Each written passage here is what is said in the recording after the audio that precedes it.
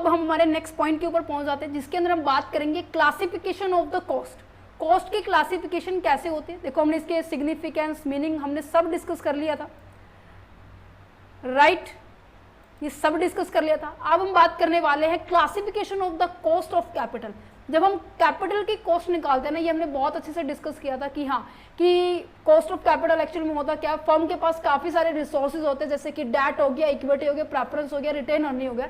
इनमें से कौन से को ये सेलेक्ट करने वाले, किस पॉइंट को ये सेलेक्ट करेगी जिससे कि वो अपने कैपिटल स्ट्रक्चर को बना सके, राइट तो उसके लिए हमें क्या करना पड़ता था, हमें कैलकुलेट करना पड़ता था रेट को, कि हमारा रेट कितना है, किसके ऊपर हमें कितने % रेट देना पड़ रहा है, राइट। अब हम बात कर लेते हैं कॉस्ट को कितने पार्ट्स में क्लासिफाइड किया गया। देखो यहाँ पर 4 पार्ट्स में क्लासिफाइड किया गया है। सबसे पहली बात क्या लिखी हुई है, historical cost and the future cost. Next क्या है, specific cost and the composite cost. Third क्या है, average cost and marginal cost. Then fourth क्या है, explicit cost and implicit cost. One by one सबको डिस्कस करते हैं। देखो क्या लिखा हुआ है, फ्यूचर कॉस्ट का मतलब क्या है, आने वाले टाइम के अंदर कहां पर हम इन्वेस्ट करने वाले हैं, और जब हम इन्वेस्ट करने वाले हैं हमें कितना रिटर्न मिलने वाला है, ये हम देखते हैं। ये तो हो गया एक पर्सन के पॉइंट ऑफ व्यू से कि पैसा वो इन्वेस्ट करेगा तो उसे कितना रुपए मिलेगा, है ना। बट यहाँ पे कॉस्ट की बात कर रहे हैं, तो कॉस्ट किसके लिए होगा, कौन इसको रिटर्न देगा, कंपनी देगी। तो कंपनी ये देखेगी कि जब मैं फ्यूचर में पैसे को अरेंज करने वाली हूँ तो उस टाइम मेरी लागत क्या आने वाली है, उसे कहेंगे हम फ्यूचर कॉस्ट। अगर मैं बात करूं हिस्टोरिकल कॉस्ट की, तो उसकी बात की जा रही है, दैट मीन्स जो ऑलरेडी आपने इन्वेस्टमेंट की हुई है, या फिर मैं कहूं कि जो पास्ट में आपने इन्वेस्टमेंट की थी उसके ऊपर आपकी लागत कितनी आई थी। एग्जाम्पल के तौर पे दोनों में डिफरेंशिएट करते हैं। पहले मैं हिस्टोरिकल कॉस्ट की बात करती हूँ। If you are borrow the money last year, ध्यान से सुना, लास्ट ईयर बोला कि पिछले साल अगर आपने मनी को बोरो किया था तो उसके ऊपर इंटरेस्ट 5% था, तो ये जो इंटरेस्ट 5% है तो ये क्या है, कॉस्ट ऑफ कैपिटल है। हिस्टोरिकल कॉस्ट ऑफ कैपिटल है डेट के ऊपर 5%। अच्छा मैं ये कह रही हूँ कि इफ यू प्लान, आप प्लान कर रहे हो borrow the money in the next year, आप नेक्स्ट ईयर में आप मनी को क्या करने वाले हो, बोरो करने वाले हो, उधार लेने वाले हो, और ये अनुमान लगाया गया है, एक्सपेक्टेड रिटर्न है, इंटरेस्ट है जो कि कितना है 6% है, तो उसे हम क्या कहेंगे, future cost of the debt कहेंगे। आई होप आपको इसका डिफरेंस क्लियर होगा कि फ्यूचर कॉस्ट और हिस्टोरिकल कॉस्ट किसे कहते हैं। अच्छा अब बात करते हैं हमारे specific cost and composite cost के बारे में।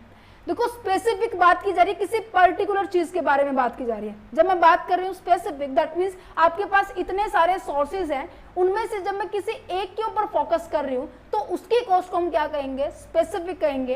कंपोजिट की बात कर रहे हैं, दैट मीन्स सबके कॉम्बिनेशन को लेकर बात की जा रही है कि सबको अगर मैं मिलाकर अपनी कंपनी में इन्वेस्ट कर रही हूँ, अपनी कंपनी में यहाँ से पैसा रेज करूंगी तो टोटल मिला के मेरे पास खर्चा क्या होगा।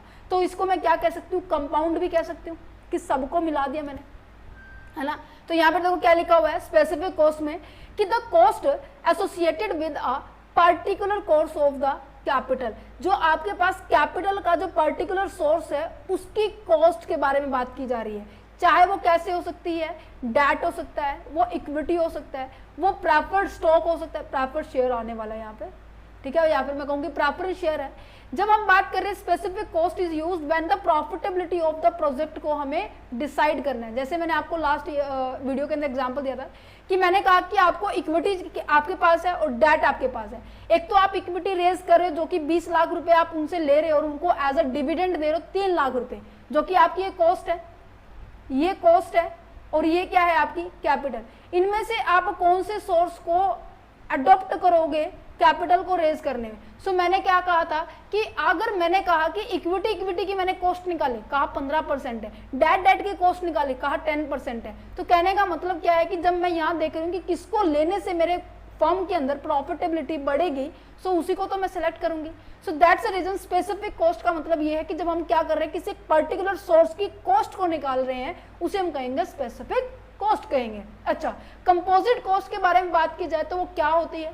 कंपोजिट कॉस्ट का मतलब होता है जब हम बात की जा रहे हैं combine the all the sources of the finance, जितने भी आपके पास सोर्सेज है उन सबको इकट्ठा कर लो और उसके बाद आप क्या करने वाले, उन सबकी कुल मिलाकर हम क्या निकालेंगे, कॉस्ट निकालेंगे।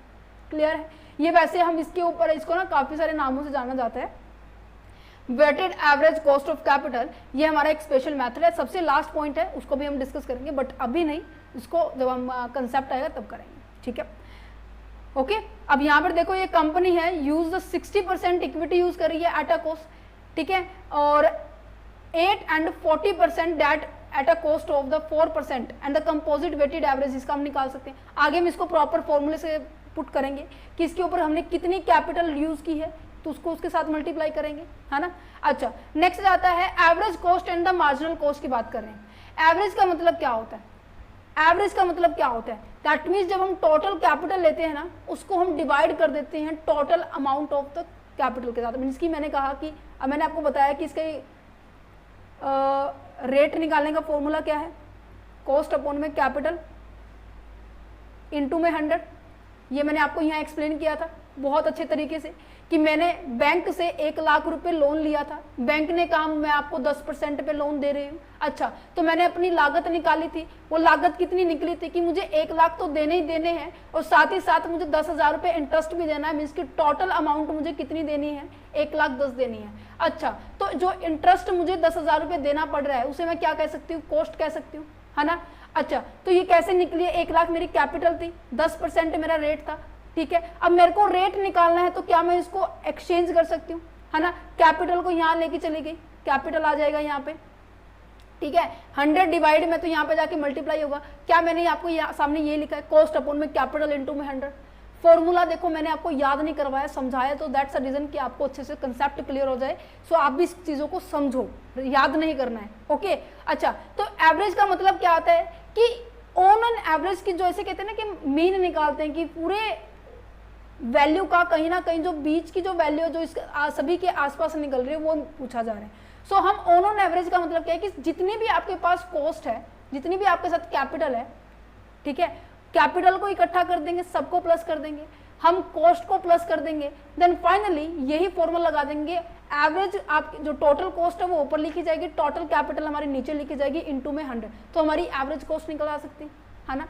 ये तो हमने पूरे डाटा को यूज किया, राइट, ठीक है।